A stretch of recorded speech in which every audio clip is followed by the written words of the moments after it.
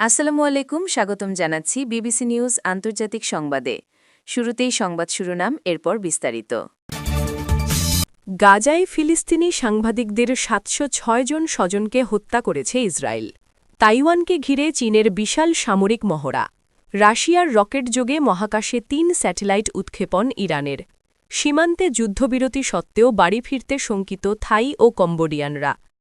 দর্শক, এতক্ষণ শুনছিলেন সংবাদ শিরোনাম। এখন বিস্তারিত।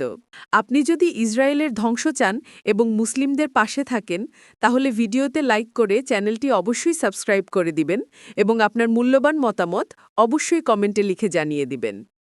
এখন বিস্তারিত। গাজায় ফিলিস্তিনি সাংবাদিকদের ৭০৬ জন স্বজনকে হত্যা করেছে ইসরায়েল। ফিলিস্তিনের অবরুদ্ধ গাজা উপত্যকায় ইসরায়েলের সামরিক আগ্রাসনে ফিলিস্তিনি সাংবাদিকদের পরিবারের সদস্যদের পরিকল্পিতভাবে লক্ষ্যবস্তু করা হচ্ছে বলে অভিযোগ করেছে ফিলিস্তিনি সাংবাদিক ইউনিয়ন। ২০২৩ সালের অক্টোবর থেকে শুরু হওয়া ইসরায়েলের সামরিক অভিযানে এখনও পর্যন্ত ফিলিস্তিনি সাংবাদিকদের ৭০৬ জন স্বজন নিহত হয়েছে। শনিবার রাতে ইউনিয়নের ফ্রিডম কমিটির প্রকাশিত একটি প্রতিবেদনে বলা হয়েছে, ইসরায়েলি বাহিনী পরিকল্পিতভাবে সাংবাদিকদের পরিবারকে লক্ষ্যবস্তু করছে। ফিলিস্তিনি সাংবাদিকদের কণ্ঠ রুদ্ধ করার লক্ষ্যে ইসরায়েল তাদের ওপর হামলা চালাচ্ছে। এই হত্যাকাণ্ডগুলো যুদ্ধের অনিচ্ছাকৃত ক্ষতি নয়, বরং সচেতন ও পরিকল্পিত কৌশল।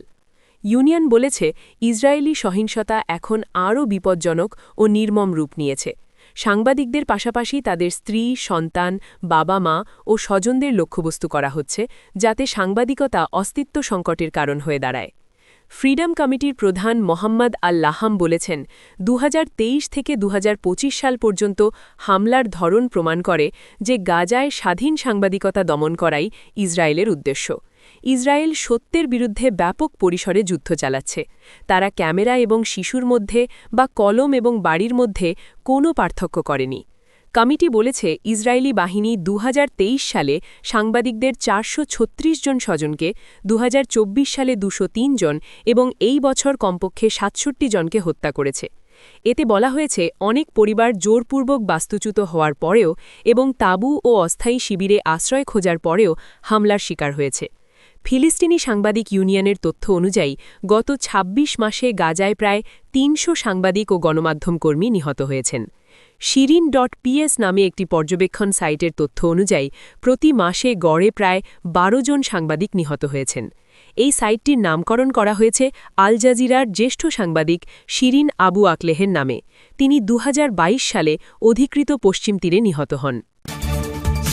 তাইওয়ানকে ঘিরে চীনের বিশাল সামরিক মহড়া। তাইওয়ানের চারপাশে বড় আকারের সামরিক মহড়া শুরু করেছে চীন। চীনের বিমান বাহিনী, নৌবাহিনী ও রকেট বাহিনী একসাথে এই মহড়ায় অংশ নিচ্ছে। তাদের সামরিক বাহিনী জানিয়েছে, যুদ্ধ প্রস্তুতি পরীক্ষা করা এবং বিচ্ছিন্নতাবাদী ও বহিরাগত শক্তির বিরুদ্ধে কঠোর সতর্কতা প্রদানের লক্ষ্যে এই মহড়া চালানো হয়েছে।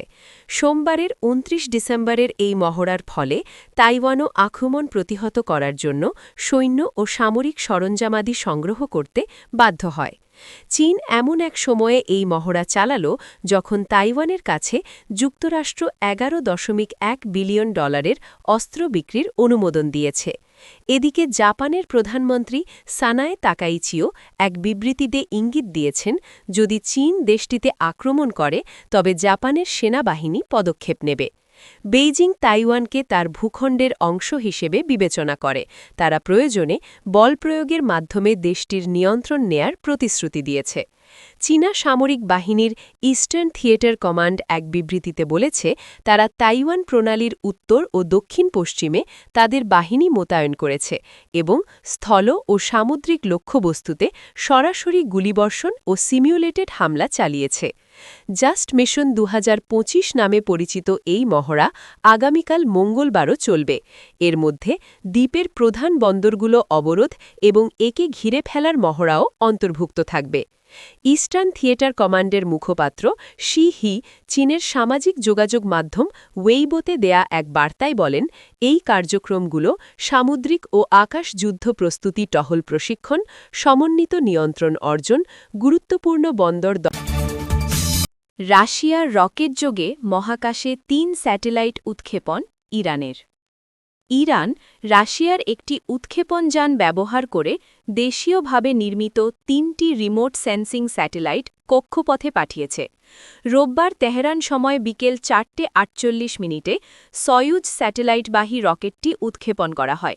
এতে একাধিক পেলোডের সাথে ইরানের জাফার-২, পায়া ও কাউসার স্যাটেলাইট অন্তর্ভুক্ত ছিল। ইরানি কর্মকর্তারা জানিয়েছেন, রোববার বিকেলে মাল্টি পেলোড মিশনের অংশ হিসেবে রাশিয়ার ভস্তচনি কসমোড্রোম থেকে এই ৩টি স্যাটেলাইট উৎক্ষেপণ করা হয়। এ নিয়ে ইরান স্যাটেলাইট উৎক্ষেপণে ৭ বার রাশিয়ার রকেট ব্যবহার করল।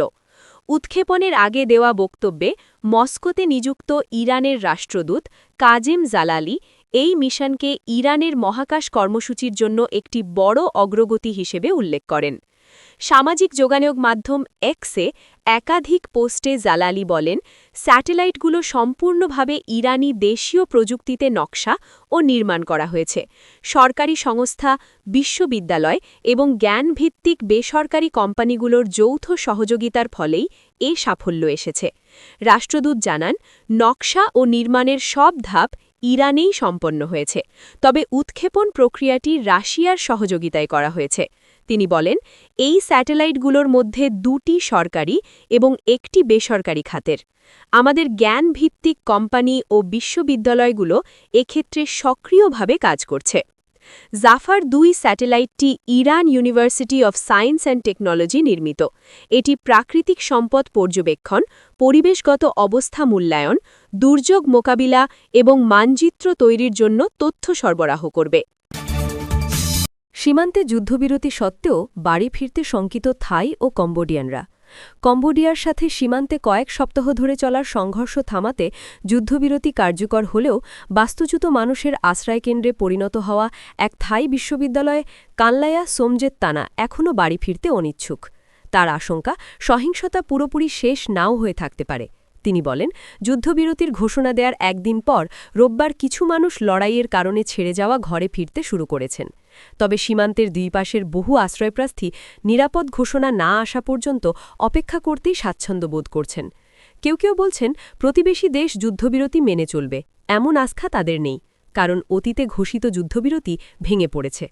থাইল্যান্ডের সুরিন শহরের ওই বিশ্ববিদ্যালয় ক্যাম্পাস থেকে ২১ বছর বয়সী গৃহিণী কাল্লায়া বলেন, আমি সত্যিই আশা করি যে এই যুদ্ধবিরতি দীর্ঘস্থায়ী হবে এবং আমরা বাড়ি ফিরতে পারব। তিনি বলেন, কিন্তু কর্তৃপক্ষ নিরাপদ বলে নিশ্চিত না করা পর্যন্ত আমি বাড়ি ফিরব না। তিনি যোগ করেন, আশ্রয়কেন্দ্রে এখন ভিড় কমেছে, তবে এখনও সেখানে কয়েকশো মানুষ রয়ে গেছেন। কম্বোডিয়ার পক্ষেও একই চিত্র। ৩৫ বছর বয়সী সো চেউন বলেন, কয়েকদিনের মধ্যেই তার সন্তান প্রসবের সম্ভাবনা রয়েছে এবং এরপর তিনি সীমান্ত থেকে প্রায় ১ কিলোমিটার অর্থাৎ ০.৬ মাইল দূরের নিজের বাড়িতে নবজাতকে নিয়ে ফিরতে চান। তবে এখনই নয়। বান্তেও মিয়েঞ্চে প্রদেশের একটি বৌদ্ধ প্যাগোডায় অস্থায়ী তাঁবুর নিচে পরিবারের সাথে আশ্রয় নেওয়া ওই নারী বলেন, যুদ্ধবিরতি সত্ত্বেও আমরা এখনও বাড়ি ফিরতে সাহস পাচ্ছি না, আমরা এখনও ভীত। তিনি বলেন, কয়েকদিন পরিস্থিতি দেখে অপেক্ষা করব, শান্ত থাকে কিনা। উভয় পক্ষের কর্মকর্তারা জানান, রোববার যুদ্ধবিরতি কার্যকর ছিল, তবে অধিকাংশ এলাকায় এখনও সবকিছু স্বাভাবিক এমন ঘোষণা দেয়া হয়নি।